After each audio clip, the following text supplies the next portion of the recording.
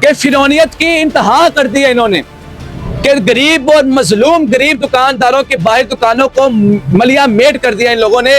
इनकी जो खोखे थे गरीब दुकानदारों के बच्चों के खोखे लगाए हुए थे इन्होंने वो भी उठवा दिए, रेडियां भी उठवा दी, शेड भी हटा दिए, इवन के अब ये दुकानों को खत्म करने की जद में भी आ चुके हैं।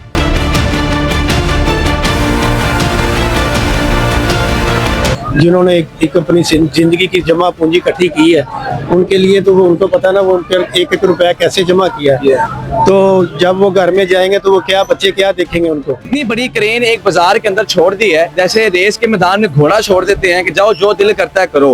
हालांकि इन्हें चाहिए था जो कीमती अशिया था दुकानदारों से कह के वो उतरवा देते। क्रेन उन्होंने बाहर एसी के जो शेड थे वो वाले दुकानों के शेड, मीटर बिजली के, इवन के इन्होंने बाहर वाली कोई चीज नहीं छोड़ी उन्होंने। इस टाइम भी ये बंदा दर्द भरी आवाज में अपनी दास्तान सुना रहा है कि हमारे साथ ये जुल्म हुआ है, अगर ये हो ही गया है या हुकूमत की तरफ से इसका कोई प्लान था वो कर दिया गया है, अब तो कम बेश कोई गरीब दुकानदारों के लिए कोई ना कोई सोचे। इन्होंने ये नहीं कहा कि हुकूमत ने गलत किया, इन्होंने ये भी नहीं कहा कि हुकूमत ने हमारे साथ ज्यादती की।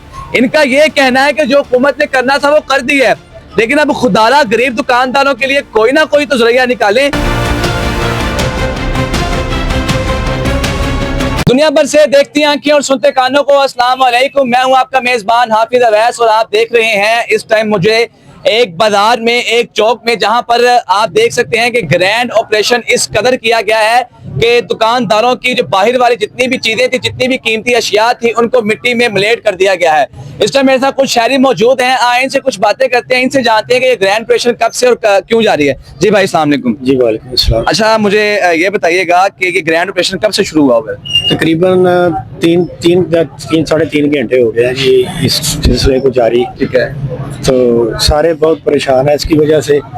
तो सुबह भी आए हैं, ये आके इन्होंने कहा है कि जी आप आपको टाइम देते हैं तो ये जो आपने सारा सामान उठाना है, तो उसी सिलसिले में अभी तक लगे हुए हैं और सामान अभी तक मुकम्मल कईयों ने उठा लिया, कुछ उठा रहे हैं और बहुत ज़्यादा नुकसान हुआ है जो लोग काम कर रहे हैं। अच्छा, ये आपको सुबह वार्न करके गए हैं और सुबह वार्न करने के बाद अब ये कमो बेश 5 बजे से ग्रैंड ऑपरेशन जारी है, लेकिन सभी लोगों को पता है कि कम दुकानें जो हैं वो बंद 7 या 8 बजे होती हैं या कोई दुकानें इससे बाद भी बंद होती हैं। इन्हें चाहिए था कि कमो बेश दुकानदारों को इतनी मोहलत तो देते कि वो अपना सामान अंदर कर लेते या अपनी कीमती अशिया की हिफाजत कर लेते। ऐसा कोई सीन हुआ? इन्हें कोई वक्त या टाइम दिया गया अब मौके पर? जी, पता क्या मसला है, इनको या तो पहले 2 दिन पहले टाइम होता था कि बंदा इजी होकर सारा सामान उठा लेता है। तो इन्होंने जब सुबह आके कहा है जी हम 12 बजे का टाइम देते हैं, फिर उन्होंने 2 घंटे का टाइम दे दिया। तो बात यह है कि लोगों को तो यही है ना कि भाई 2 घंटे बाद इन्होंने ऑपरेशन शुरू कर देना है। तो पकड़ के जो सामान था जैसे उल्ट पुल्ट फेंक क्योंकि हमने सारा सामान उठाया है। तो मसला ये नहीं है, मसला ये है कि अब जो इन्होंने जो ऑपरेशन किया है अब इसका कोई हल निकालें, बिल्कुल, ताकि लोग जो परेशान है उसकी परेशानी खत्म हो। ऐसे तो मजीद बढ़ेगी परेशानी, क्योंकि जो अब तो जो लोग आते हैं अपने बच्चों के लिए रिज़्क़ कमाने के लिए, अब उनके लिए रोजगार तो खत्म हो गया, वो किधर जाएंगे? उनके लिए कोई ना कोई इनको चाहिए कि कोई अच्छा कोई बिजनेस या कोई ऐसी जगह बताएं जहाँ पे ये जाके अपना कारोबार शुरू कर सकें। अच्छा भाईजान, मेरे सुनने में ये है कि इस टाइम ये जो नुकसान है 40 से 50 लाख का नुकसान है, क्या ये बात सच है? जी जी, आपने बहुत कम बताया है, क्योंकि ये जो नुकसान है ना ये अभी गिनेंगे तो हमें गिनती में नहीं आएगा। करोड़ों में नुकसान है। हाँ जी, करोड़ों के ऊपर ही होगा जो जितना नुकसान हो गया एक एक बंदे का। कैसे जिन्होंने एक अपनी जिंदगी की जमा पूंजी इकट्ठी की है उनके लिए तो वो उनको पता ना वो उनके एक एक रुपया कैसे जमा किया है। तो जब वो घर में जाएंगे तो वो क्या बच्चे क्या देखेंगे उनको कि ये जो इंसान जिन्होंने जो घर का कफालत करते हैं, जो बच्चों के जिनके बूढ़े माँ बाप हैं या जो बच्चे हैं उनकी वो जो कफालत करते हैं उनके लिए कितना मुश्किल होगा कमाना, वो किधर जाएंगे और कैसे करेंगे? उसके लिए कोई इनको हल करना चाहिए।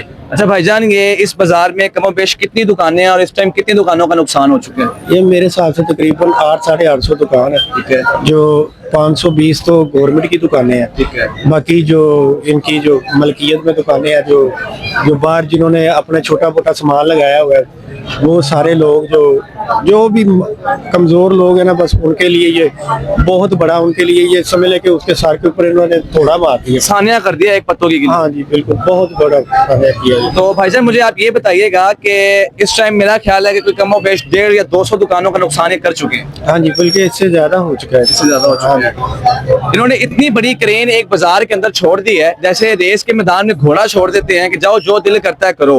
हालांकि इन्हें चाहिए था जो कीमती अशिया था दुकानदारों से कह के वो उतरवा देते हैं। क्रेन उन्होंने बाहर एसी के जो शेड थे वो वाले, दुकानों के शेड, मीटर बिजली के, इवन कि इन्होंने बाहर वाली कोई चीज नहीं छोड़ी उन्होंने। ये बात ही आपकी बिल्कुल सच्ची है, आप बिल्कुल सही कह रहे हैं।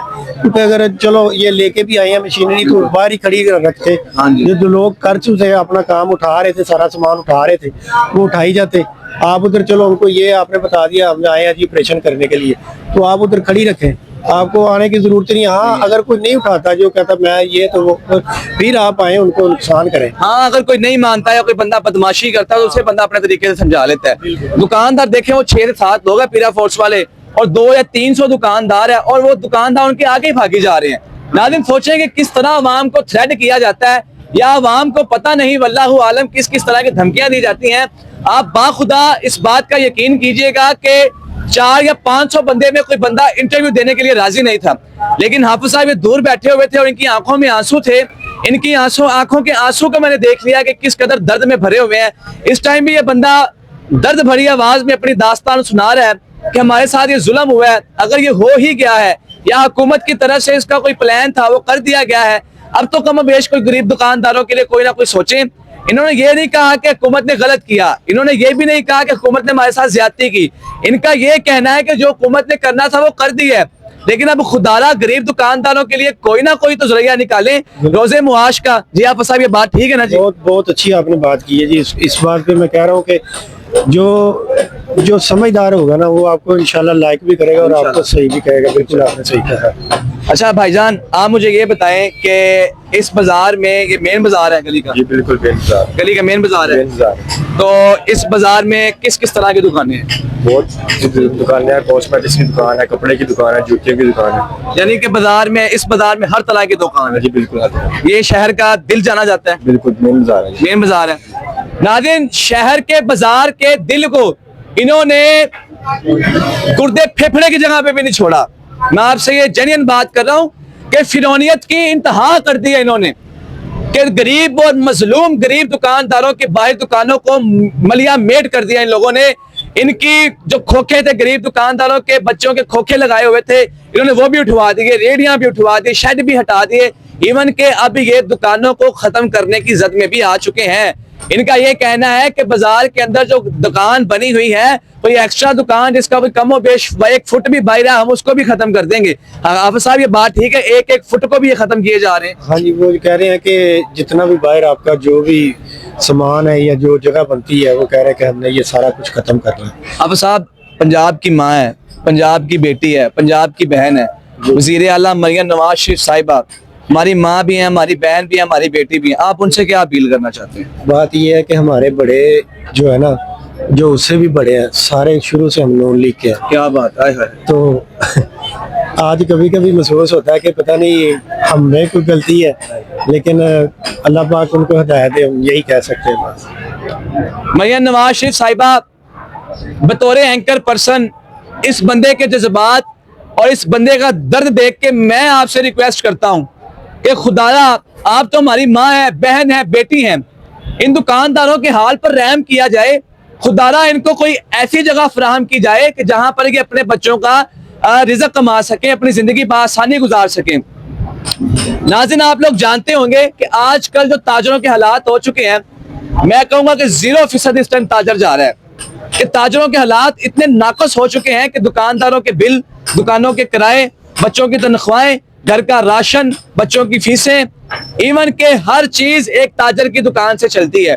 और जब ताजर की एक दिन दुकान बंद होती है ना जी, एक दिन, तो उसको 15 दिन का नुकसान होता है, 15 दिन का। तो खुदारा, आप वजीर आला मरियम नवाज शरीफ साहिबा इन गरीब अवाम पर हाल पर रहम करें, इनको कोई कमो बेश ऐसी जगह दे दे जहां पर ये अपने बच्चों का रिज़्क़ कमा सकें। नाज़रीन, जब एक बाप अपने दुकान से, अपने कारोबार से घर वापस जाता है ना, तो उसकी जेब में कोई चीज जब नहीं होती, तो तब उस बाप से पूछें कि उसका क्या आलम है। तब उस माँ से पूछें, जब बच्चा स्कूल जाते वक्त अपनी माँ से पैसे मांगता, माँ नहीं दे सकती, उस माँ से आलम पूछें कि उस माँ का क्या आलम होता है। खुदारा, बच्चों के हाल पर रहम करें, इन गरीब अवाम के हाल पर रहम करें, इन दुकानदारों के हाल पर रहम करें, ताकि ये अपने बच्चों की रोटी बआसानी कमा सकें। ऐसा ना हो, ऐसा ना हो कि हर कारोबारी बंदा, हर बंदा खुदकशी करने पर मजबूर हो जाए, दुकानें छोड़ने पर मजबूर हो जाए, कारोबार करने पे मजबूर हो जाए, सिर्फ और सिर्फ मुलाजमत करने पे आ जाए।